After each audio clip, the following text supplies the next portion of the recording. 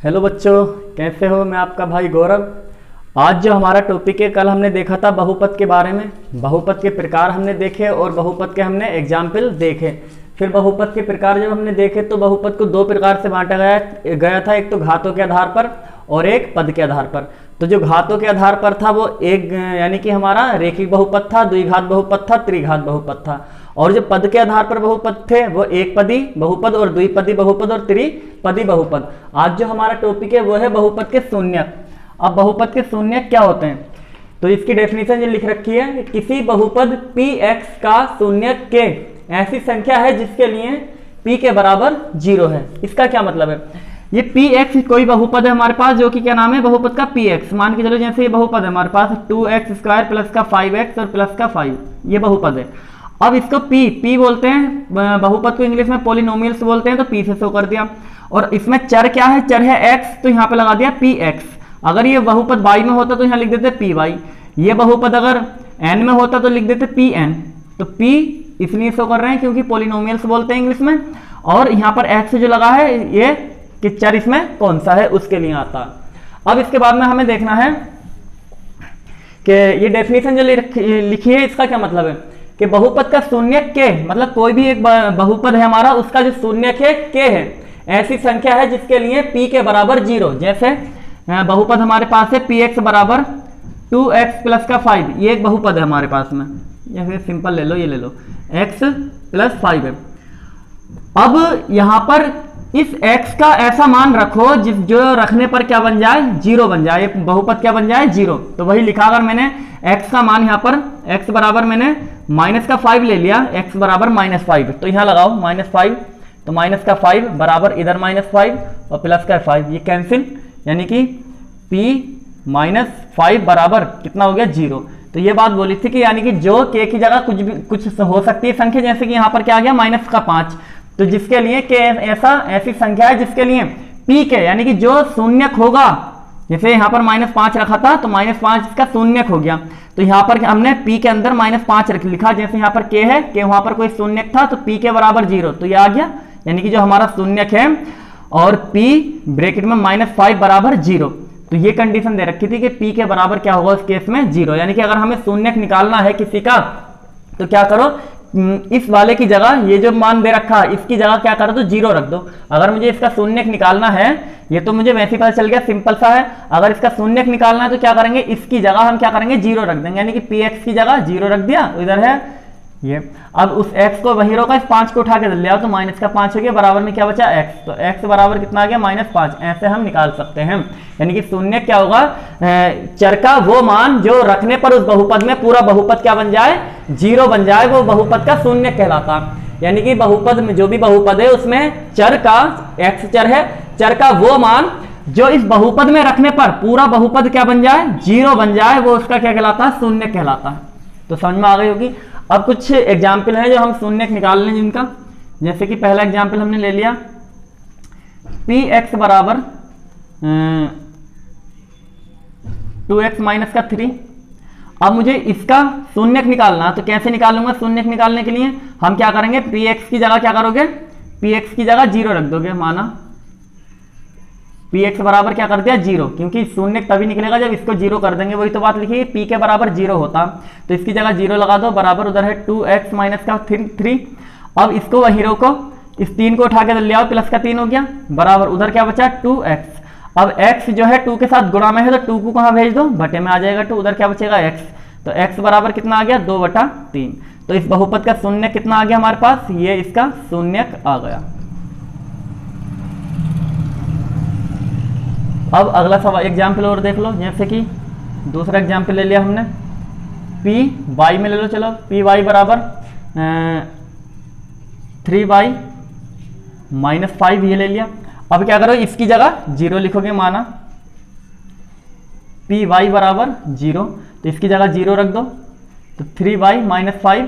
अब 5 को उठा के इधर ले आओ, प्लस का 5 हो गया, बराबर में उधर क्या बचा 3y। अब 3 को y को वहीं होगा, 3 कहाँ आ जाएगा, बटे में आ जाएगा, और बराबर में क्या है y, तो y बराबर कितना आ गया 5/3। तो इसका शून्य क्या आ गया, यानी कि इसका शून्य आ गया हमारे पास 5/3। यानी कि इस वाले बहुपद में, अगर इस वाले बहुपद में x की जगह 3/2 लगाओगे तो ये 0 बन जाएगा।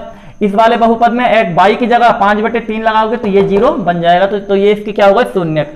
अब एक नोट करके लिखना कि जो शून्यकों की संख्या होती है वो बहुपद की अधिकतम घात के बराबर होती है। शून्यकों की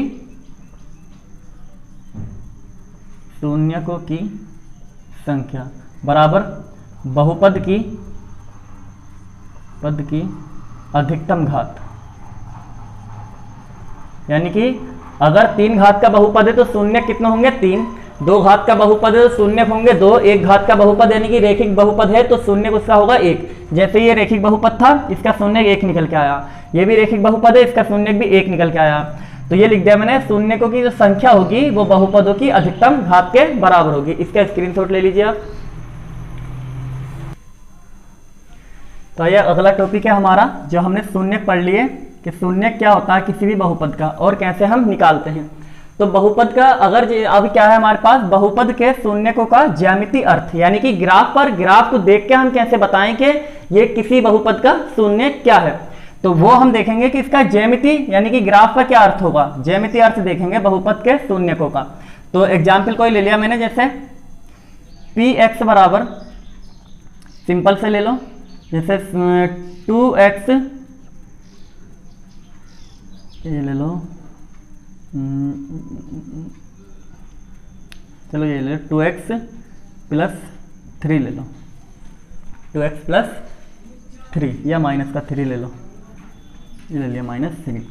अब इसका पहले शून्यक निकाल लो। अच्छा, एक चीज का ध्यान रखना, जो ये px है इसको हम y भी बोल सकते हैं कि y बराबर 2x - 3, y बराबर 2x - 3, यानी कि इसको हम px को y भी बोल सकते हैं।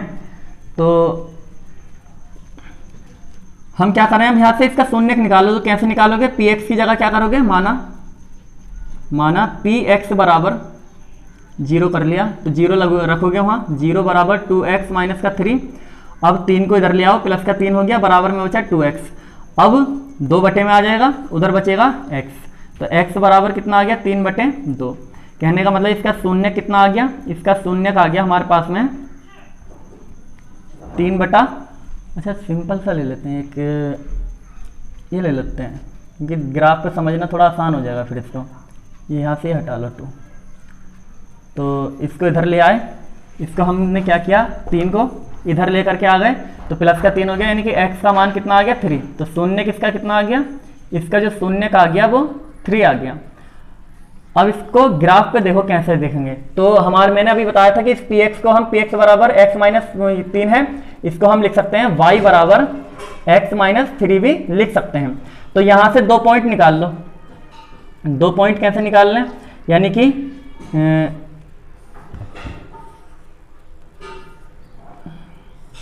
इधर ले लो x, इधर ले लो y।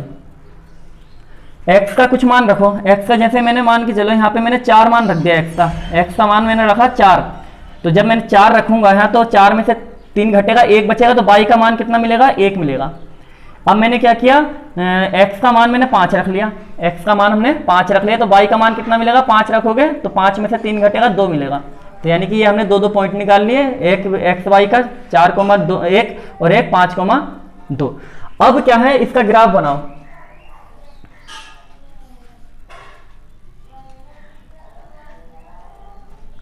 तो ये x अक्ष हो गया, ये हमारा y अक्ष हो गया, यहाँ पर 0, अब ये 1 हो गया, ये 2 हो गया, 3, 4, ये 5, ऐसे इधर -1, -2, -3, -4 और ये -5।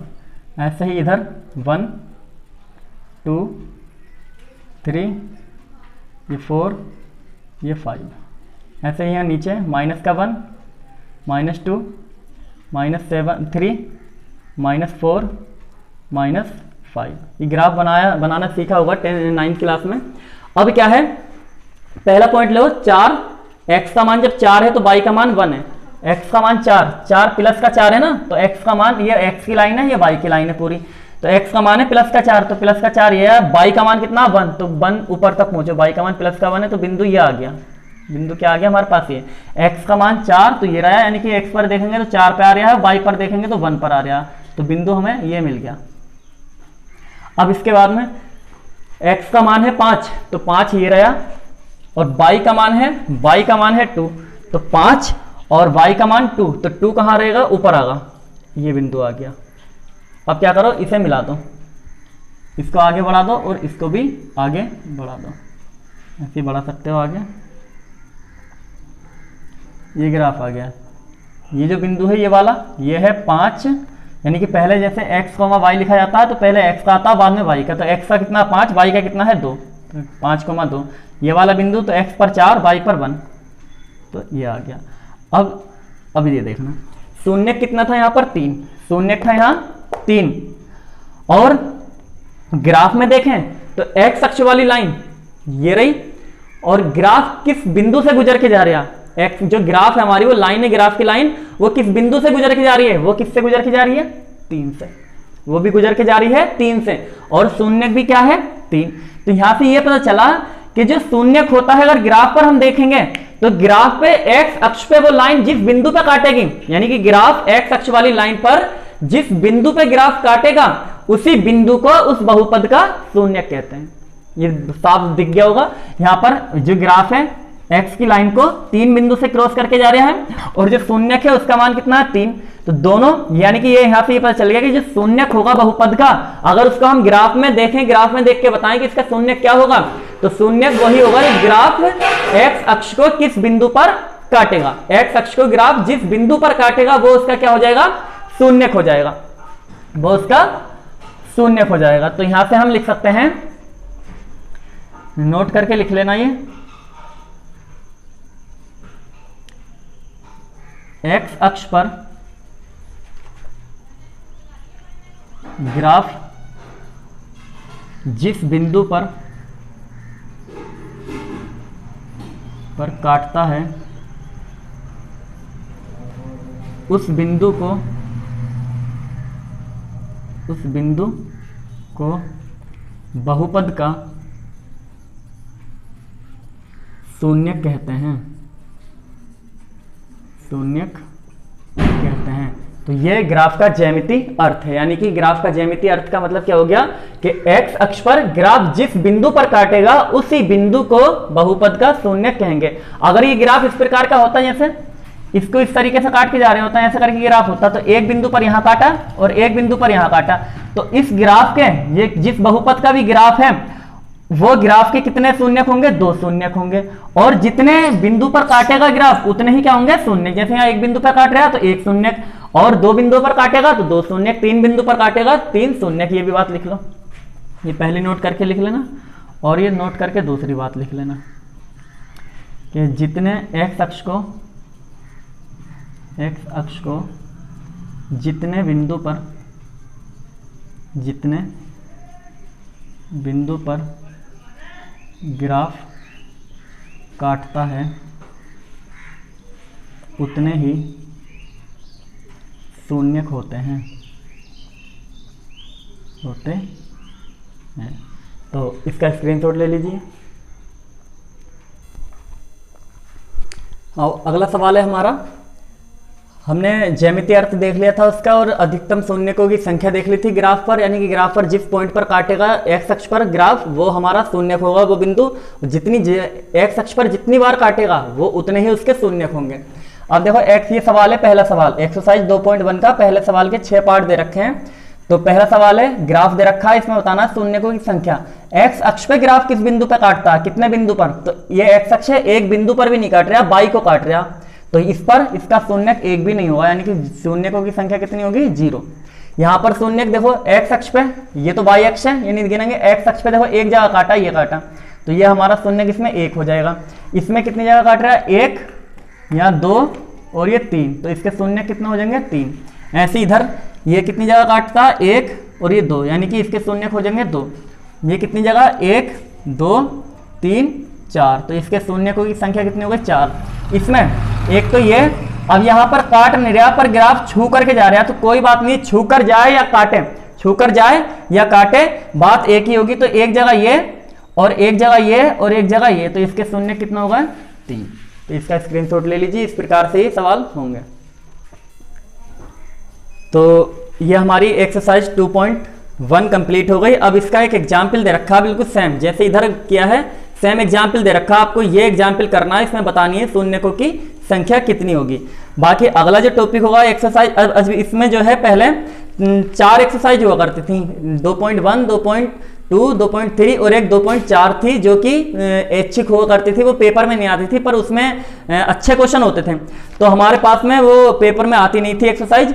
अब पहली पढ़नी है हमें 2.1, ये हमने कंप्लीट कर ली।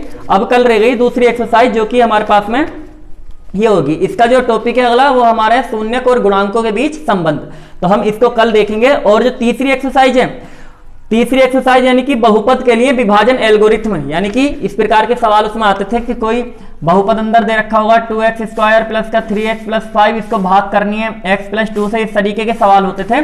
वो एक्सरसाइज हमें नहीं करनी है, वो एक्सरसाइज कट कर दी गई है। तो हमें एक एक्सरसाइज और बची है 2.2, फिर इसके बाद में चैप्टर हो जाएगा ये भी कंप्लीट। तो हम इसको कल देखते हैं। आज के लिए इतना ही, थैंक यू।